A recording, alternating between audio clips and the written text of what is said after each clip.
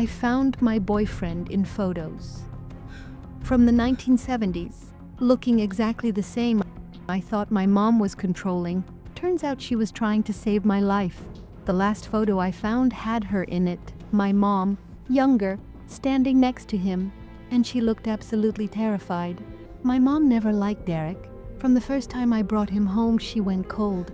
Not the usual overprotective parent cold. Something deeper, something that felt like fear. She'd sit across from me at dinner and just stare. Not at my face, at my arms, my neck, my wrists, like she was searching for something invisible. Bruises that weren't there yet, scars that hadn't formed. Every visit ended the same way. She'd grab my hand too tight and say I should leave him. When I asked why, she'd just shake her head and look away. No explanation, no logic, just this desperate plea that made no sense. I stopped visiting as much. Derek said she was trying to control me, that she couldn't handle me being independent, that she wanted me to stay her little girl forever. And honestly, it made sense, more sense than whatever paranoid thing she had going on. When I told her I was moving in with Derek, she showed up at my apartment unannounced. I'd never seen her like that. Hair uncombed, eyes red. She grabbed both my shoulders and begged me to come home. Before the cycle repeats, she said. I asked her what that meant. She just kept saying it. Over and over, the cycle, like it was supposed to mean something to me. I told her she needed to let me live my own life, that I loved Derek, that he made me happy. She left crying, and I didn't hear from her for 3 weeks. Living with Derek was perfect at first. He was attentive, caring, always knew what I needed before I even said it. He had this way of finishing my sentences, of knowing exactly what I was thinking. It felt like fate, like we were meant to find each other.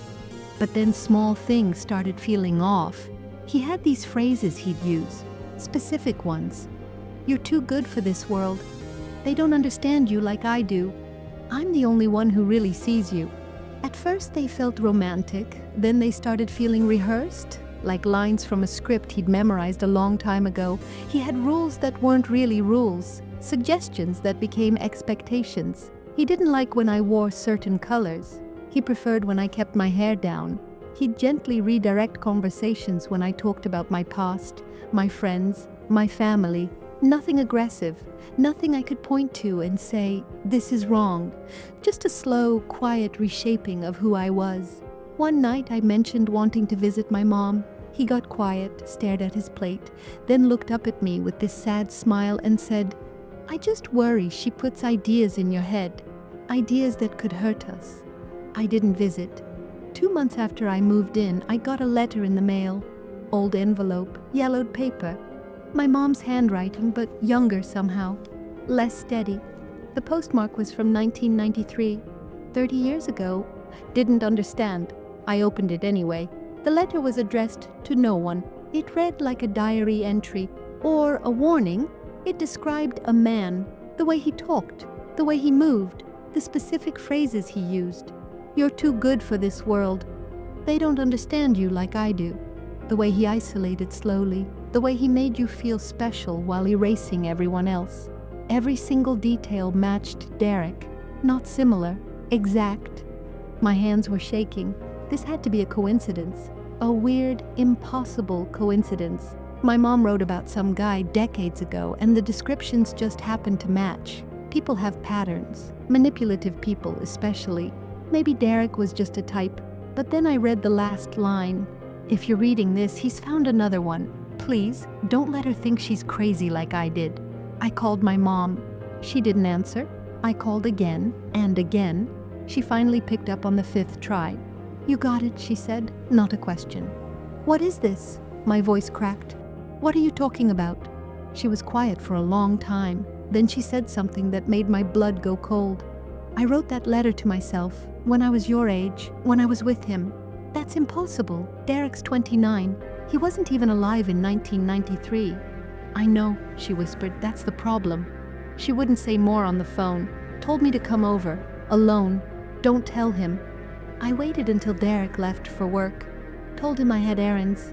He kissed my forehead and told me to be safe, to not be gone too long, that he'd miss me. I drove to my mom's house feeling insane. This couldn't be real, any of it. She was waiting at the door when I arrived. She looked like she hadn't slept. She pulled me inside and locked the door behind us, checked the windows, drew the curtains. "I need you to listen to everything before you say anything," she said, "because if I don't tell you all of it, you'll think I'm crazy and you'll go back to him, and I can't let that happen." She sat me down and told me everything. She met him in 1992. He had a different name then, Marcus, but everything else was the same. The phrases, the habits, the slow isolation. She thought she was in love, thought she'd found her soulmate. Her mother tried to warn her, begged her to leave, but she didn't listen, just like I didn't. It took her 2 years to notice something was wrong. He never aged, not even a little. No new lines on his face, no gray hairs, nothing. She convinced herself she was imagining it. That stress was making her paranoid. Then she found his things. Photos, documents, identification cards from different decades, different names, different women, but always him, looking exactly the same. When she confronted him, he didn't deny it. He smiled, told her she was special, that she'd finally seen him for what he really was, that they could be together forever now. She ran, middle of the night, left everything behind. Her mom helped her disappear. New city, new name, new life. "I thought I was safe," she said. "I thought if I stayed hidden, he'd never find me again. But then you brought him home. Different name, same face, same everything." I wanted to call her crazy, to walk out, to go back to Derek and forget this ever happened. But I couldn't, because I'd felt it too. The wrongness, the way he seemed too perfect, too practiced. "I need proof," I said. "Real proof." She nodded like she'd been expecting that. She pulled out a shoebox from under her couch. Inside were photos, dozens of them. The first few were of her, young, my age, standing next to a man who looked exactly like Derek. Same face, same smile, same eyes. The next photos were older, women from different eras, different clothes, different hairstyles, but always the same man. 1970s, 1960s, 1950s. Further back, the photos got more aged, more faded, but he never changed. In every single one, he looked exactly the same age. My stomach turned. This wasn't possible. This couldn't be real.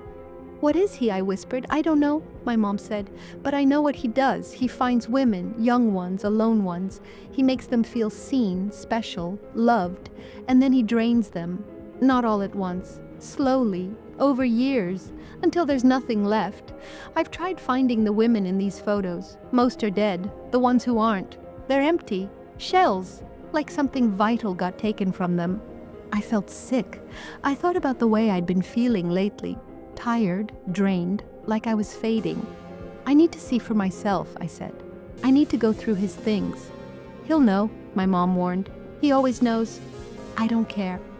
She drove me back, parked down the street, told me she'd wait, that if I wasn't out in 30 minutes, she was calling the police. Derek wasn't supposed to be home for hours. I had time. I went straight to the basement. He always kept it locked, said it was just storage, nothing important. But he was weird about it. Protective. I found the key in his sock drawer. My hands were shaking so badly I could barely fit it in the lock. The basement was full of boxes, old trunks, filing cabinets. I opened the first box. Photos, hundreds of them, different women, different decades. All of them looking at the camera with the same adoring expression I'd given him 1,000 times. The second box had documents, birth certificates, death certificates, marriage licenses, all with different names, all with his face. The third box had journals, written by women, dozens of them, all describing the same thing, the same patterns, the same isolation, the same draining feeling. Most of the journals stopped mid-sentence, just ended, like the person writing them stopped existing. I found my mom's journal from 1994. The last entry was dated 2 days before she disappeared. He told me tonight that I'm almost ready, that soon I won't need to be afraid anymore, that I'll stay with him forever. I don't know what he means, but I'm terrified. I'm leaving tomorrow. I have to. The last box was the worst. More photos. These ones were older. Some looked like they were from the 1800s. Daguerreotypes, tintypes, and in every single one, there he was. Same face, same age, same smile. At the bottom of the box was a photo I recognized. My mom, young, terrified, standing next to him in front of a house I didn't recognize. And underneath that photo was another one. Me from 3 weeks ago, the day I moved in, standing in the exact same spot my mom had stood, in front of the exact same house. I heard the door upstairs open. "Babe," Derek's voice. "You home?" I froze. He wasn't supposed to be back yet. His footsteps moved through the house. I heard him check the kitchen, the living room. Then they stopped at the basement door. The lock clicked. "I really wish you hadn't done that," he said from the top of the stairs. I looked around frantically. No other way out, just the stairs. Where he was standing, he started walking down, slowly, like he had all the time in the world. "Your mom really should have kept her mouth shut," he said. His voice was different now, colder, the warmth completely gone. "I let her go once. I thought maybe she'd learned. But instead, she just created a new problem." "Stay away from me," I said, grabbing the nearest thing I could find. An old lamp. He laughed, actually laughed. "That's not going to help you. Nothing will. You already invited me in. You already gave yourself to me. The process already started." "What are you?" He tilted his head, considering the question. "I'm someone who appreciates beauty, youth, life, and I've learned how to keep it. The women I choose, they give it to me, slowly, willingly, until there's nothing left. And then I move on. I won't let you. You already have." He took another step closer. I swung the lamp. It connected with his face. He didn't even flinch, just smiled. "Your mom hit me too. Broke my nose. It healed in seconds." I ran, pushed past him, up the stairs. He didn't chase me, just stood there, watching. "You can leave," he called after me, "but you'll be back. They always come back. The pull is too strong." I didn't look back. I ran to my mom's car. She was already starting the engine. "Drive," I screamed. "Drive now." She did. We didn't stop until we were 3 states away. That was 6 months ago.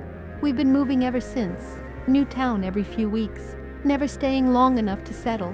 My mom was right. There's a pull. Every day I feel it. This urge to go back, to find him, to apologize, to let him finish what he started. She feels it too, even after 30 years. She says it never goes away. You just learn to live with it. We found others. Women who escaped. There's a network. They help each other. Keep moving, stay hidden. Some of them have been running for decades. I'm writing this as a warning.